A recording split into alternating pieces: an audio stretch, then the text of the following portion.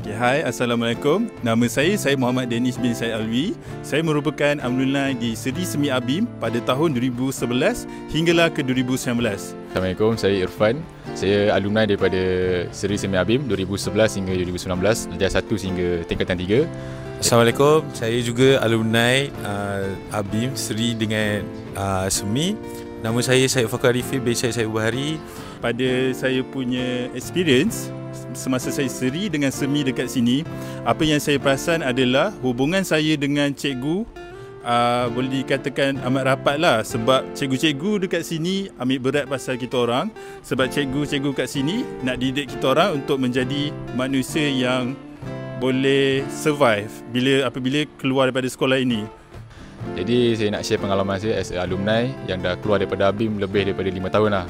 So apa yang saya belajar daripada Seri Semi Abim ni banyak. Contoh macam kepimpinan and cara cakap kat depan, and usrah apa semua pun ajaran yang Abim ajar kat saya still bawa lagi dekat luar untuk berdakwah apa semua. So saya rasa Abim ni banyak ajar saya daripada segi disiplin, akhlak dan pengajaran Islam lah. Dan pengalaman saya yang saya dapat daripada belajar di sini, saya tahu yang banyak ada pelbagai jenis kawan yang saya boleh dapat kat sini. So bila ada ramai tu, dia senang berhubung. So saya tak boleh pilih kawan dekat sini.